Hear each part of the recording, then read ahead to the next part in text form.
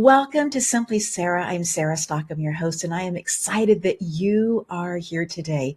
Whether you are listening in person right now with us or you are choosing to listen or watch on demand, I'm just so excited that you are taking the time to invest in yourself. Do you believe that you have a superpower?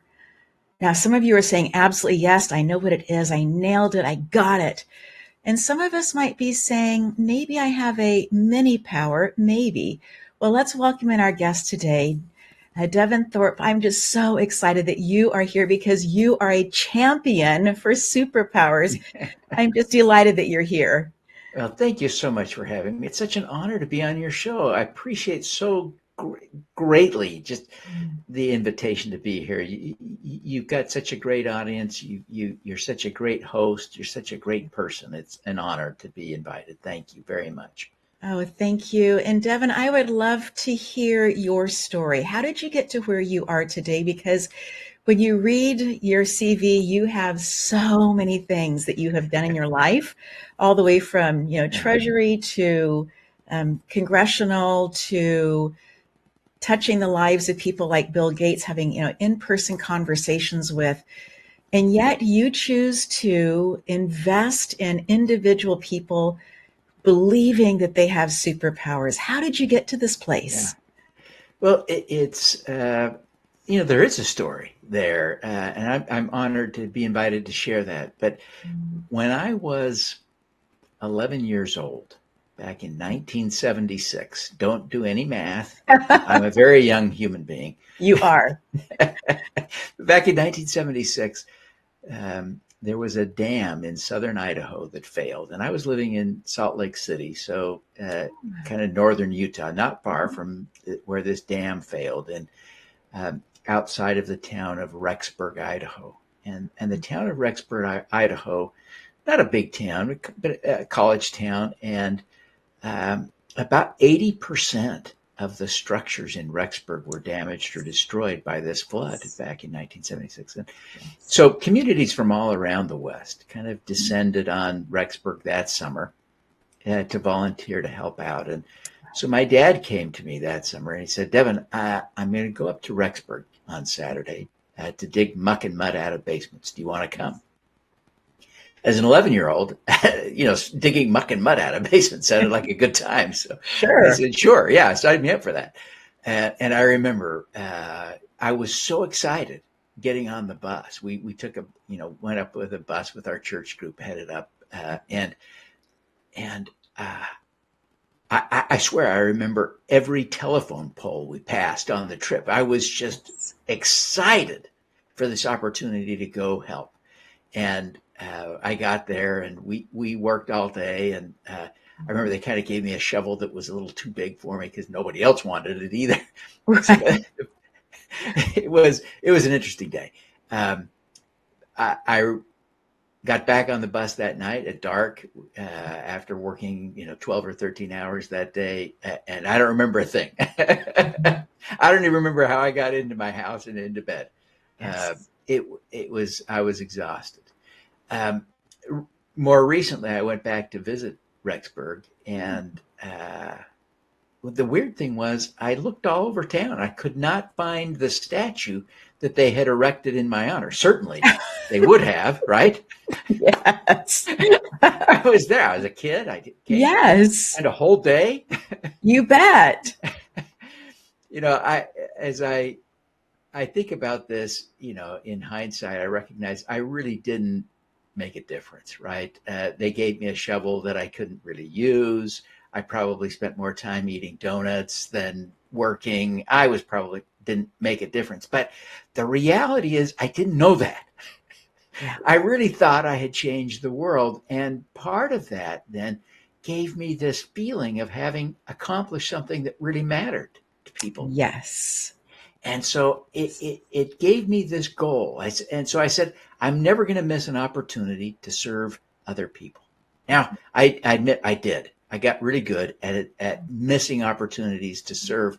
But over time, by a fairly young age, a young adult age, I had developed a strategy, a plan that I would shift my career at mid-career, Mhm. focus on doing more good in the world and find some way to do that. And so when I had an opportunity to leave the best job I'd ever had, and in about 2012, and I said to myself, wait a minute, this is the moment I've been waiting for.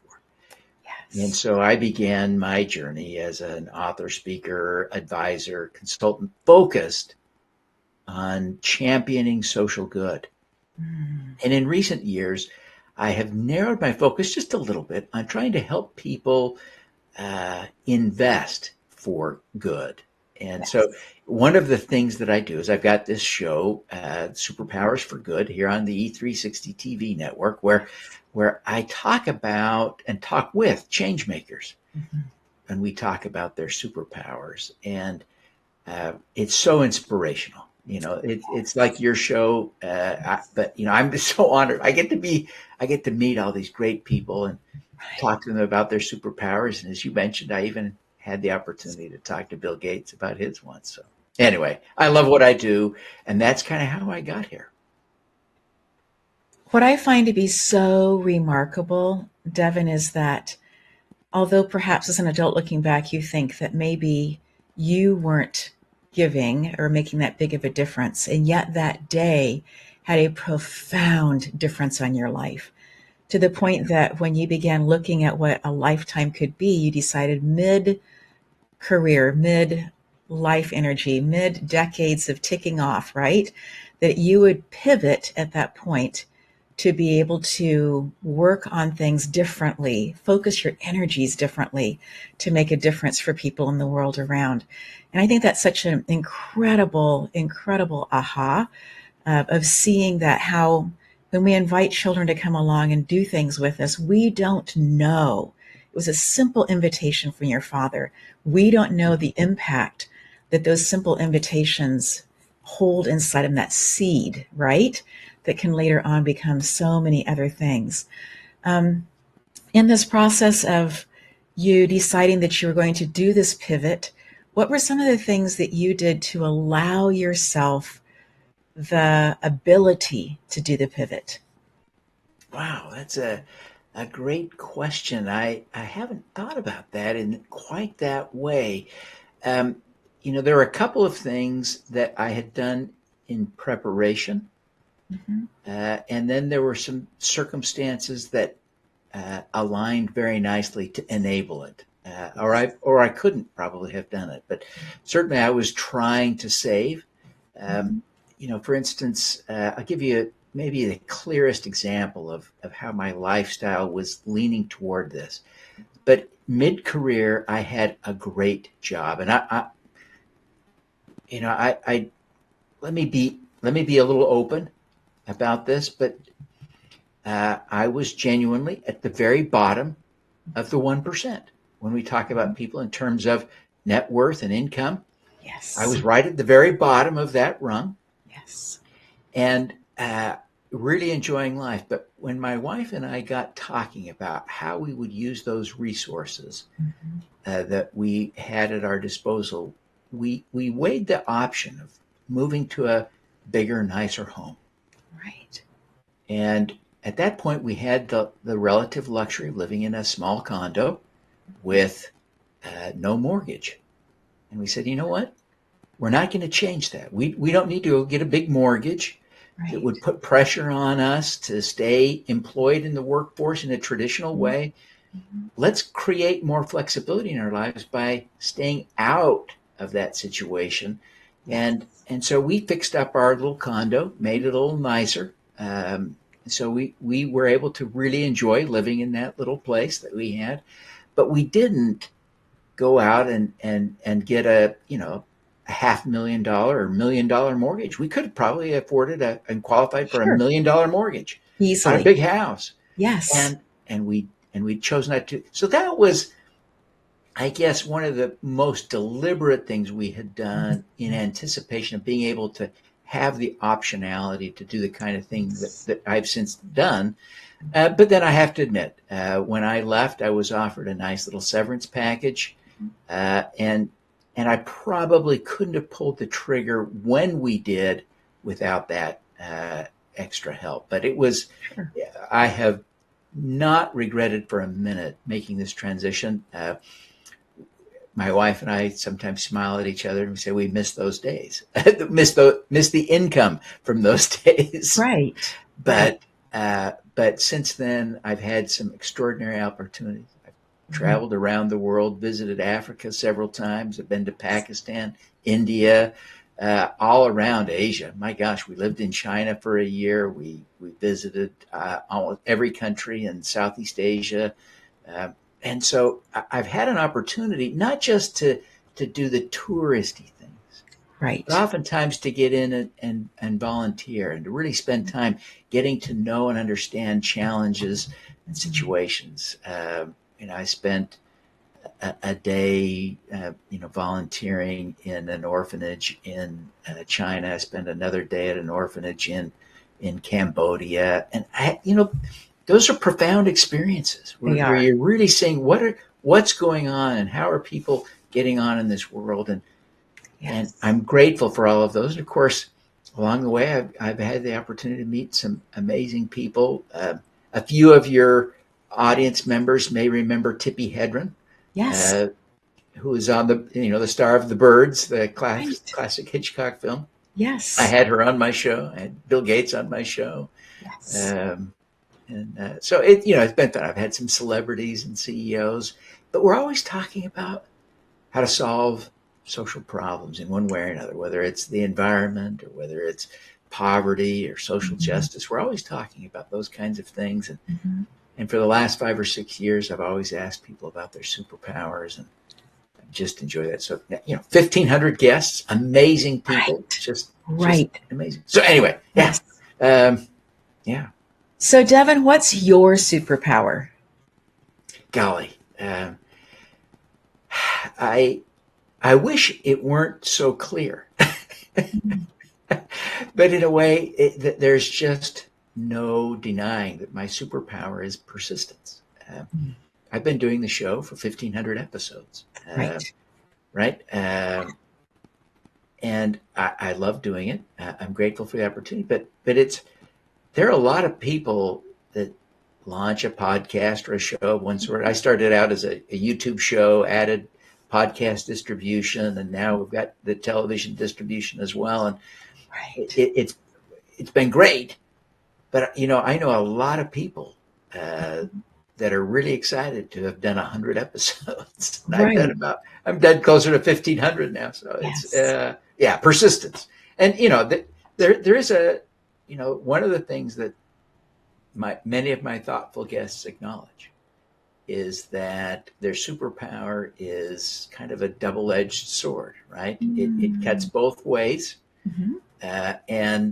and one way isn't always pleasant, right? So I'm very persistent in doing good things, but that I can also be persistent about doing dumb things. And it's hard sometimes for when you're in the minute, right? When you're the doer, yes, to see the difference. Yes. But I tell you, I love what I do. So for somebody who says, Devin, you have a superpower, obviously big names, Bill Gates, superpower, right?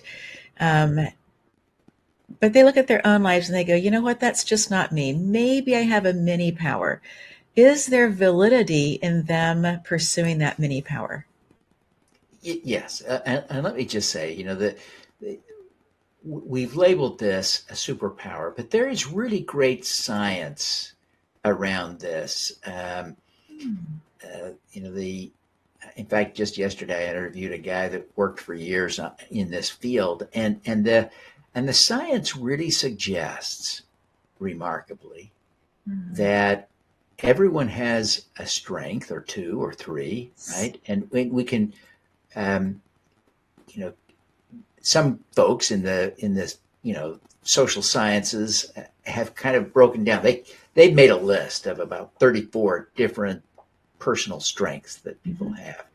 And I don't follow that rigid hierarchy, but they do. And they can give you an assessment and tell you how you rank on all 34 of their criteria. And I've done their assessments and learned, and I don't know that it came up with persistence, even though I think that's what my superpower is. But here's the key thing, right? The key thing is that they can demonstrate that the people that have the most impact in the world are people who lean into their strengths rather than focusing on overcoming their weaknesses. Everyone has weaknesses. Everyone has deficiencies. And I want to be careful using some names of people, but let's talk a little bit about people. So for instance, some of the most famous entrepreneurs in history, Steve Jobs and Elon Musk, come to mind. And it's well documented that people who worked for them kind of got yelled at a lot. They got treated badly a lot. And that's still true for Elon Musk. Of course, Steve Jobs has passed away, but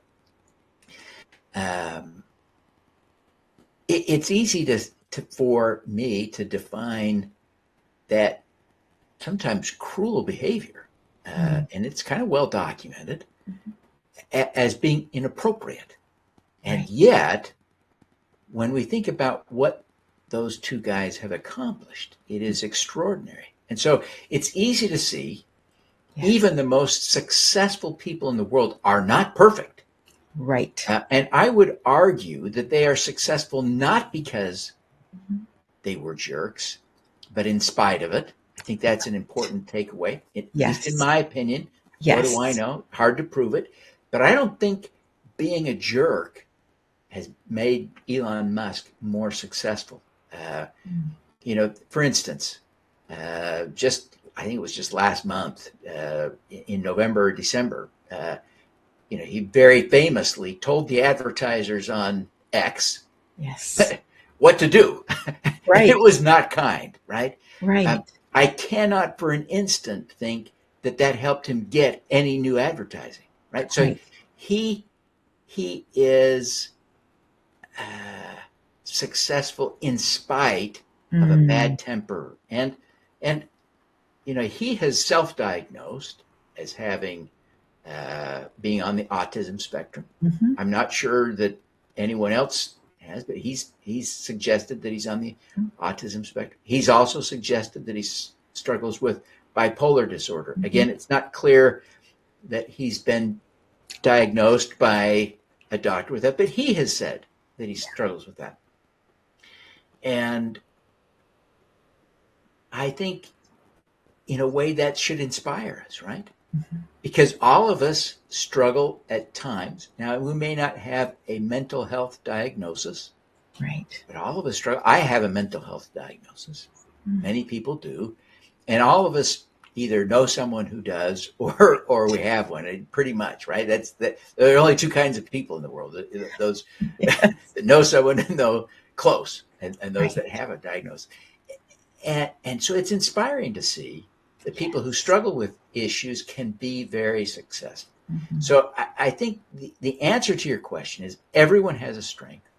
The key is to lean into that, build on it, use it, and to find ways not to overcome weaknesses, but to complement them with team members, friends, associates, to work around them. Some of the things that are our weaknesses, the science says we're never fully going to overcome. Right. And so we just have to be the best we can be with who and what we are. And, I think you can do a lot in this world. That's the great thing. And it's never too late to start.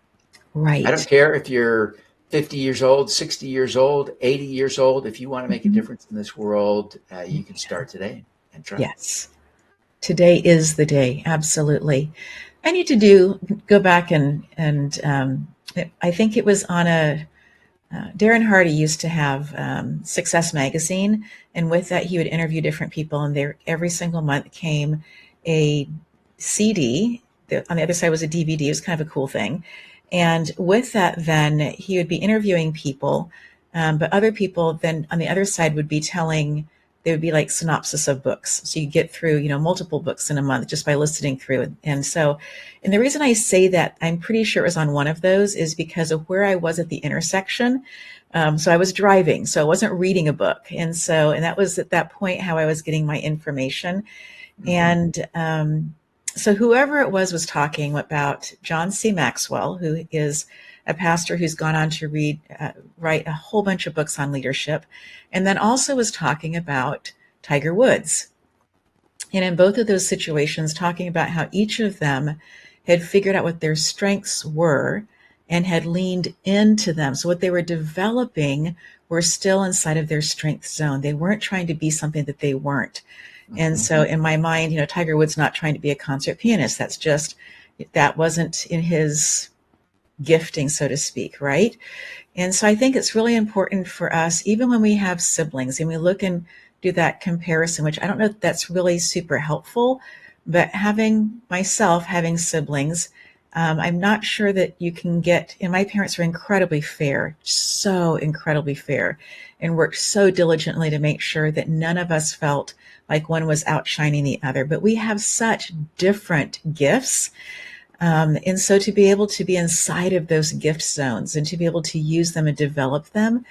And I think it really is tremendous. And coming back again to your dad, just inviting you, taking the opportunity to allow children to try different things, even inside of your business. If you are a business owner who's listening in, let them come and see the different areas, the different things that can be done inside the business, and watch to see what perks their interest, because their interest is being piqued because there's something about that aligns with them, that energetically is pulling them forward, saying, hey, I want to know more about that. And one of my favorite things as a classroom teacher was to have share day. And for especially my fifth graders, they'd be like, I don't know if I want to share anything or not. And then to have other kids who were silent in class walk in and say, can I pull out the backpack? Absolutely, pull out the backpack. And inside of there is a homemade laptop. I mean, taking all the different, who knew, right? And that was one of the greatest things about having this share day, was getting to see the strengths that these kids were investing in and things that they were enjoying doing that were completely outside of the school realm, and yet were so viable for their future. So incredibly important. Yeah, it's great to see kids beginning to develop that skill at a young age, because that can carry through for their entire lives, to help them recognize that they can do great things and they can be great. And Michael Jordan taught us an important lesson when he retired early from basketball to go play baseball. Yes. Right?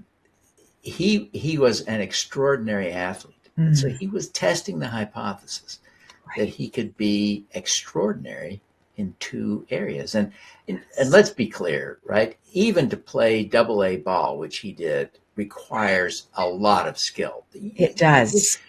Yes. Those are great athletes who are playing at that level. So I don't want to diminish the accomplishment. But he did not rise to the level in baseball that he did in basketball. And after 2 or 3 years, he returned to basketball, where he could play to his real strength. And I think the world is better for it, right? Chicago certainly would say that they are. They won a couple more championships back in the game. Yes. So, yeah, it's an important lesson. I think an important takeaway that we can and should focus on building our strengths. So for someone who's listening in and saying, my plate's really, really full, but I feel this tugging in my heart to be volunteering or to be, discovering a bit more about what it means to give back, what it looks like in their own life to give back. Devin, where would you encourage them to start looking? Yeah. Obviously, I think it's deeply important that you follow your heart and do the things that you feel guided to do, right? We all have that connection to something in us that sometimes we feel called to do, we feel driven to do. But I think there is an unexplored arena that I want to encourage people to explore. And that is that there is an opportunity for people to invest real money, but small amounts, using a called regulated investment crowdfunding. It allows you to invest in other businesses.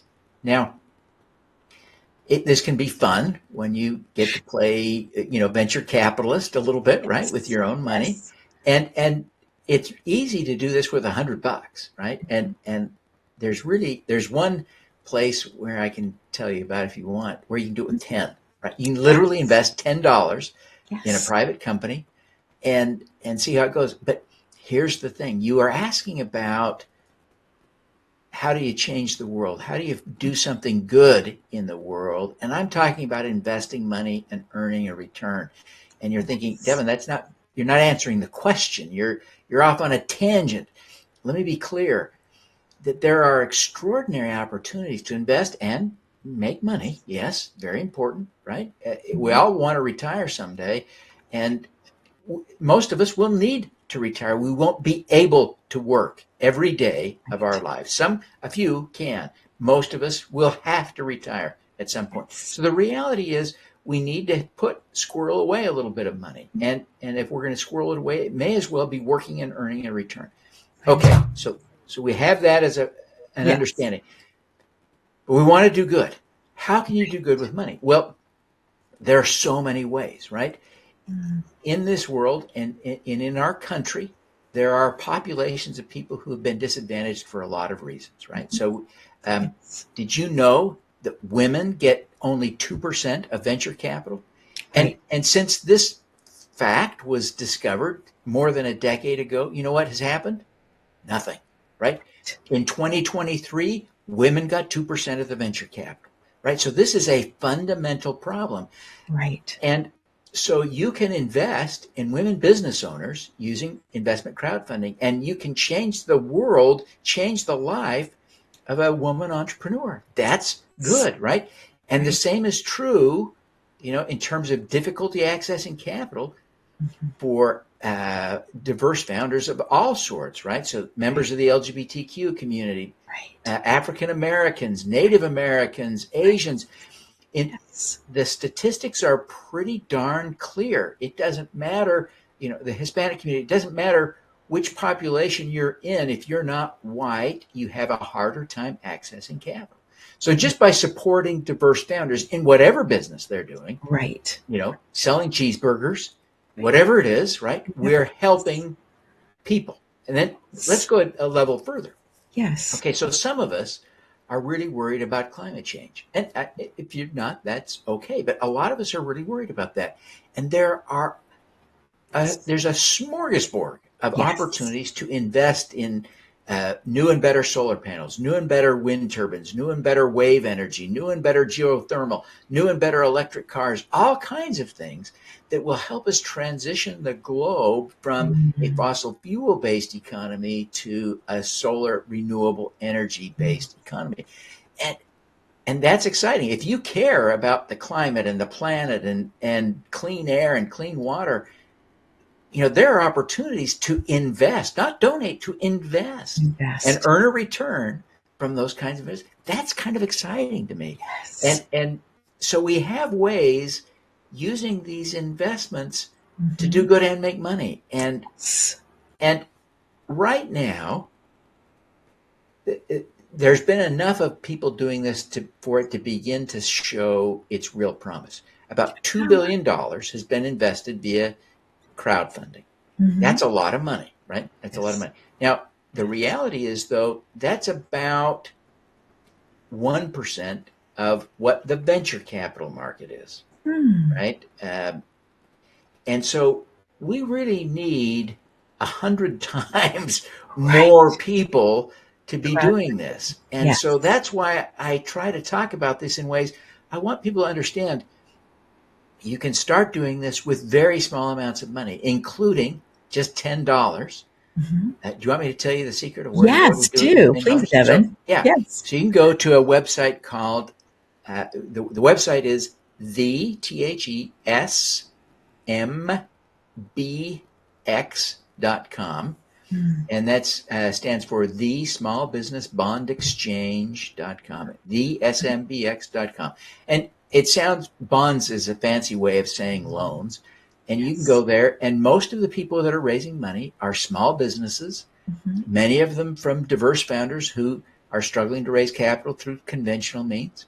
And you can go lend $10 to them on the deal, and you can learn how to do it with $10. And it's Incredible. so easy. And there's some things that are profoundly helpful. Like I invested on that platform in a pair of women that run a business called Tampon Tribe, and they are making healthier, more So environmentally smart. friendly Yes. tampons. And Brilliant. so, I mean, they're having tremendous impact. So we're backing women, and they were Asian women, so they were kind of two levels of diversity, right? We Right. got to support them in their work. We Many. got to Yes. support an environmental aspect and a health Mhm. aspect all in one investment. And so you can begin to look and you can see, oh my gosh, Mhm. I can make a difference in multiple ways, in a Yes. way where they're Yes. going to pay me to do it. Right. Right. That's kind of a great thing. So I love this new aspect. And I've been writing and talking about this. I wrote a book about this a little over a decade ago. Mhm. And my enthusiasm for it, you know, after more than a decade, has never been greater. I see the potential for this to be a profound change in our Mm. economy writ large when Yes. we get more people investing. And think about what it means to have the community genuinely own something, right? So let's Right. think about it from the standpoint of a taco truck, right? Mhm. A food truck that sells tacos. Sure. I love tacos. Taco Tuesday, I never miss. I never miss Taco Tuesday, and I usually have Taco Friday too. And so you'd say, okay, so this guy is Mhm. going to run a food truck, and he needs to raise money. I can give him some money, and now the community owns it, Right. right? And or has an interest. Maybe they just loaned him money, but in any case, you have a Sure. connection, a financial interest, and that changes how you behave. Now you go from Taco Tuesday and Taco Friday to Taco Thursday too, right? You add an extra taco Right. day in there because you Yes. own or have a loan to that guy. And so it builds the community in a way, builds a connection, right, between you and the Yes. business and the owner. Mhm. It just changes. And now it's easy to see it when you think about the taco truck. What Mhm. if the community genuinely owned the hospital? Would the Right. hospital behave differently if Yes. the shareholders were thousands and thousands of people from the community? Yes. Not a rich person, not a corporation, Right. not Right. a for-profit driven by, Right. not a nonprofit driven by profits. We see Right. that so often these days that these Yes. massive, massive nonprofits operate hospital and healthcare systems, Mhm. and they really aren't doing much better than the for-profit systems in Yeah. many ways. So maybe community ownership is a Mhm. solution. Anyway, there's some exciting potential. So I get really worked up when I start thinking about where this can go. It can go far beyond food trucks and electric Yes. vehicles. There's Yes. so much potential for this that in really having an impact. So I apologize. Yes, everyone should, you know, follow their heart, go where they're Yes. guided in terms of making a difference in the world. But one of the fun ways to do that now Mm. is in a way that is a genuine win-win, right? You can Mhm. help solve a problem, help someone else, and invest for your future. Same way. So kind of fun. So, Devin, having grown up overseas, I've heard about this for investments overseas that people, $50 a month, that kind of a thing. Mm-hmm. Um, and that it has often been for women for them to be able to start a sewing business out of their house or something like that, right? The women are Yeah. taught how to write the business plan, how much money do they really need to get it started, and then people come in and they invest. This is the first time that I've heard about this from the bond part of it, from it being regulated in America, and I'm thrilled that it's here. How did you Yeah. find out about it? Right. Let me start by really validating what you're saying. There's a company called Kiva, a nonprofit that makes loans to women, and the way they get their capital is from you and me, right? Right. So every month I make a little investment, Yes. and now I've got it all automated. Kiva Right. has made it really easy for me, so that I don't have to go Yes. pick the borrowers anymore; they just pick for me. Yes. And so I'm accumulating a tiny little portfolio of loans. Now, with Kiva, the way they were able to circumvent some regulatory hurdles is that you can never get 100% of your money back with Kiva, Got right? it. You invest a little bit. And so they're saying this isn't really an investment. It's sort of charity with you get some of your money back. So over Yes. time, if you're getting 98% of your money back, Right. that's great. And you can build a nice little portfolio if you keep putting money in, and you are allowed to eventually take it out. You can take all that money out and bring it back home. But an investment that doesn't yield a positive return isn't a great investment. Very But true. they did get us warmed up, right? They Right. demonstrated that you could lend money to people who don't Yes. have traditional good credit standing and get it back, and Yes. that's a good thing, right? And so here Yes. now in the United States, I used to run a little investment banking firm that was regulated by the Securities and Exchange Commission Mm-hmm. and NASDAQ, or excuse me, the NASD, and Mm-hmm. then by FINRA. And so I had all kinds of securities licenses to run this business, and it was really technical. And we did a lot of capital raising for businesses. Sure. So as I started my second career, focused on social impact, of course, I frame a lot of it in this context of how do we use money for good? Yes. Because money is where I came from, right? I spent 25 Right. years in finance. Yes. And so in that context, when in 2012, just as I was starting my new career, um, Congress, in a very strong bipartisan signal, passed a law called the Jumpstart Our Business Startups Act, or the Jobs Act, as it's commonly known. Uh-huh. Um, and President Obama signed that into law. And that allows you and me, even if we're not rich, even if we're not part of the 1% or even the top 10%, we can Right. all invest starting with $10, right? Mm-hmm. Under these new rules. And it took the Securities and Exchange Commission 4 years from the time the law was passed to implement it. Yes. Quite frankly, I don't think the SEC under President Obama was very excited about it. They Right. were nervous that Mm-hmm. we would lose too much money doing this. And you can if you're not careful. Let me be clear. It's Yeah. easy to lose your money It's doing this. So investment. you have to Right. be thoughtful, Right. careful, deliberate, go Yes. slowly. This is, our friend Aaron Hymas Mm-hmm. at E360 TV has a saying. I first heard from him, I think, but it's crawl, walk, run, right? Right. And Yes. and that's such an important thing when you're learning to do investment crowdfunding. Yes. That's why I love the SMBX. You can start with $10 and Mm-hmm. slowly begin to learn how to do this. But Yes. yeah, I became aware of this as it was happening in real time, because this was so near and dear to my heart. And I Mm. became friends with and started writing about this business arena immediately after the Jobs Act was passed. It sort of became a member of the community. And so I know, the people who were really actively involved in making this law Mm. happen. People who were at the Rose Garden for the signing ceremony Yes. at the White House. So it's Yes. been fun to get to know them and learn, the inside secrets to all of this. And I remain just a passionate advocate for it.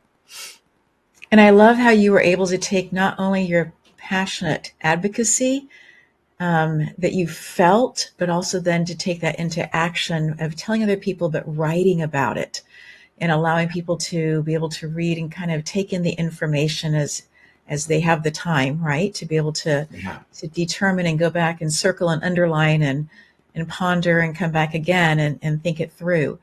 How amazing is that? So I'm guessing that it was in your college years or soon after college that you then were spending some time maybe at the state level. I guess I was reading when I read your CV, I was thinking more was at the national level, but in with people who are making laws and that kind of thing. How has that impacted how you see things, to be that close to people who are making decisions? Yeah. So I did work for the U.S. Senate as a staffer back in 1989 to 1991, and it had a profound effect on my career. Mm. You know, the among the people who were serving in the Senate at the time was a guy named Joe Biden, Yes. that some of us have heard of, right? And Yes. so it was an opportunity there to see that. And, I just had some profoundly interesting experiences. Mm. And, I have been a big fan of George Herbert Walker Bush, Hmm. um, because he was the president when I was there. Hmm. And I was able to sort of watch him at a closer level, being in Sure. Congress, working in Congress, Sure. than I could have from, Utah, where I had been living before. Right. And I just thought, he did two things that I have always admired that were Mm. very, very difficult. But um, when he sort of won the war in Iraq, he said, "Okay, I'm going to step back. We don't need to conquer Iraq. We can leave Saddam Hussein in Hmm. in power, but we can limit him." And that, I think, in hindsight, proved to be a much better model than his son's model of let's go in and take over the country and run it the way we want it to be run. That didn't work very well. And the other thing that he did was to promise before he was elected there would be no new taxes. Right. And some of his detractors have Yes. described the tax increase that happened under his leadership as the largest one in history. I don't know that that's fair, Yeah.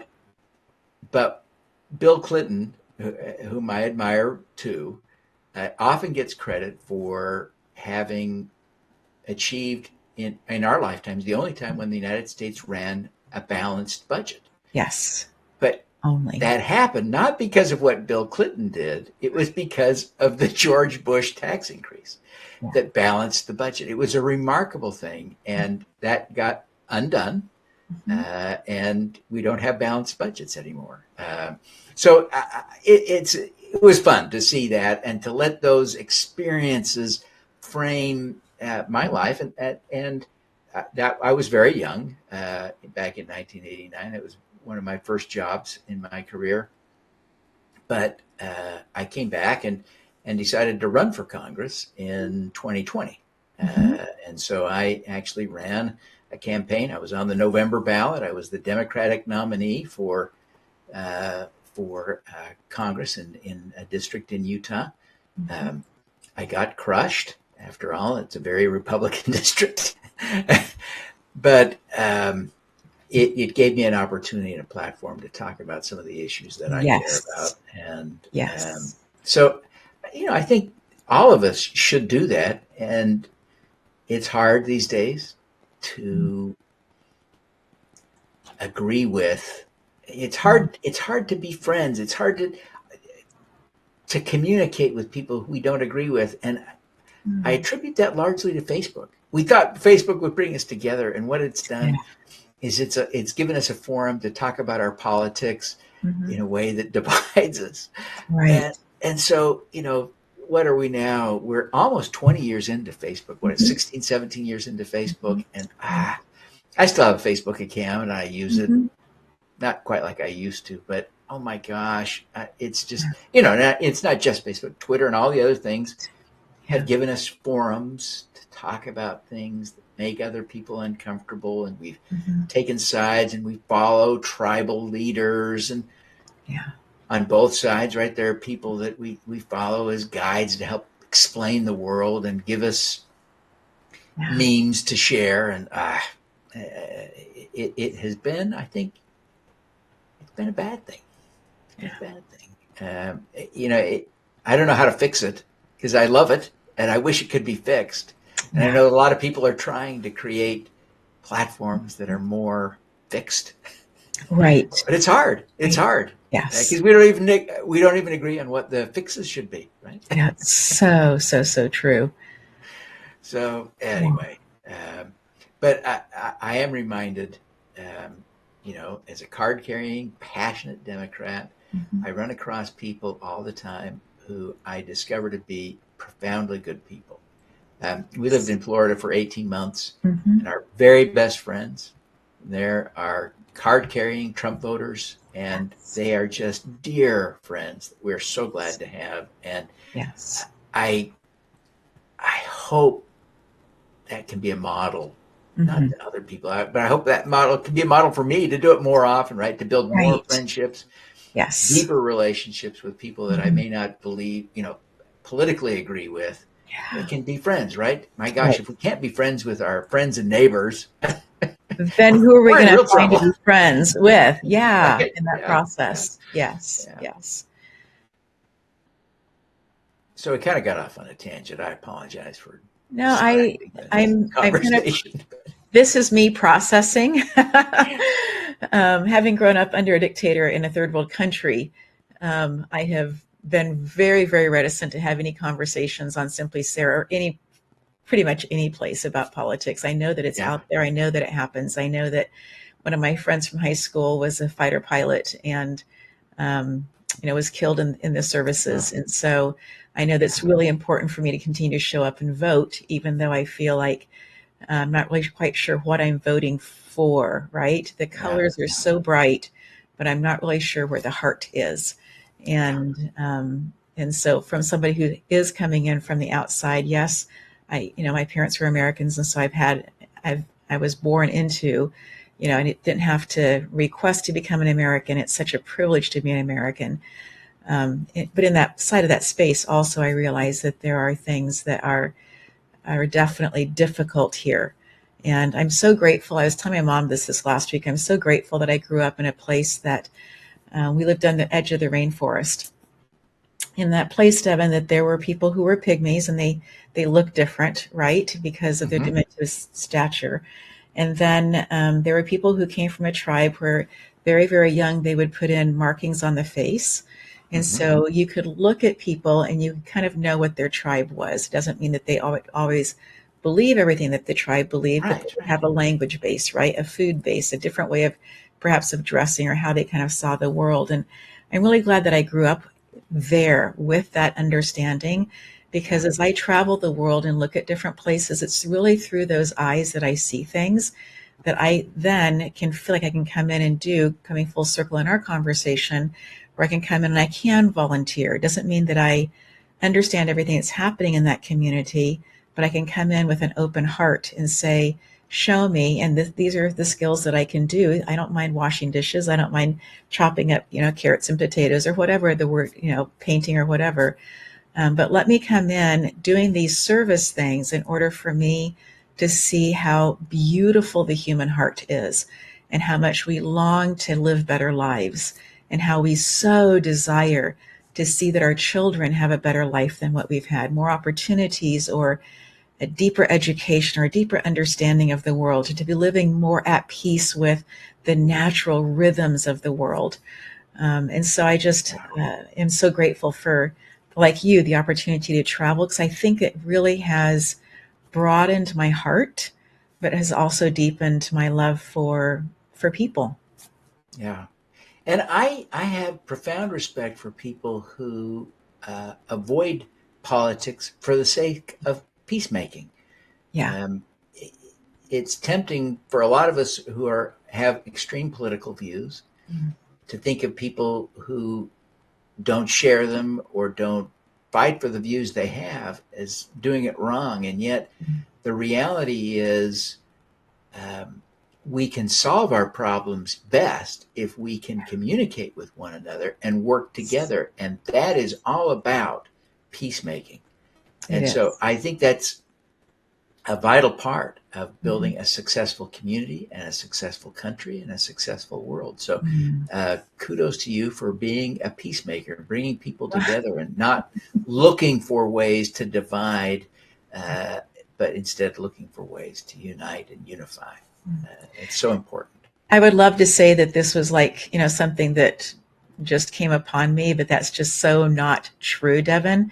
My father was a deep peacemaker and worked with the tribes to help them come together to be able to live in harmony. Oh, And wow. so there were such conversations at our table about diplomacy and what does that look like? And can you learn the language even if you have an accent, right? Yeah. Can you walk into a place and be truly human and allow them to be truly human in that space, understanding that there is an agenda. Even in peacemaking, there is an agenda, right? And but with the agenda, you don't necessarily know exactly what has to happen in order for that piece to happen. And I think that that's one of the pieces also that I learned growing up at the table and having dignitaries from around the world. And because of where we lived, there were no restaurants. And so truly, lunch, dinner, breakfast, whatever, if people were going to eat it, Western food, as it was, they were going to be at our house and eating. And we didn't change our diet because we couldn't change our diet just because there was some dignitary coming in from another country. I mean, Yeah. we ate as close to the land as we could, but we also did buy some things that were canned and some things that had long, no refrigeration, but had, Right. longer Yeah. shelf life, so to speak. And Yeah. so really growing up with people with all kinds of ideas. And, my dad worked on clean water projects, creating the dam, but at the same time, we had people who were working on solar and wind at the equator. And I was born in 65. I think that we're, close to being similar ages. Yeah. And Exactly. About. Yeah. yeah. And so inside of that, then already at, 6 and 8, we were already working with, how can we take what is naturally happening around us to be able to help people have electricity a little bit longer in the village so that they can extend their day for the sake of education. Because if you teach people how to read and write, they can open up their own worlds for themselves, right? They can learn to lead a different way as well. So Yeah. that was part of my upbringing that I still carry with me today, that the desire for education to change people's lives. Yeah. It's profoundly important. And Mm-hmm. it sounds like you grew up in or near the DRC, and I was in the DRC, yes. yeah, yeah, and I think still is arguably Mm-hmm. the most challenged country on the planet. Certainly one of the most, and so Yes. your experiences there would give you a lens to see the world that is so Mm-hmm. different and so profoundly important, because you would see, I mean, not just the politics and Mm-hmm. the tribal stuff that you've been talking about, but poverty, Right. um, at a level that most Americans can't even fathom. Yeah. Yeah. And so, yeah, what you can learn from that Mm-hmm. is profoundly important. I'm glad you share that with people. You Yes. take time to be a voice for being good human beings, right? Yeah. 'Cause that's what this grows out of, right? Exactly. And I don't have all the pieces put together yet, and it would have been so perfect for today, but I'm going to be doing an infomercial for a university in Kinshasa, which will be the largest city in Africa by the year 2050, I believe.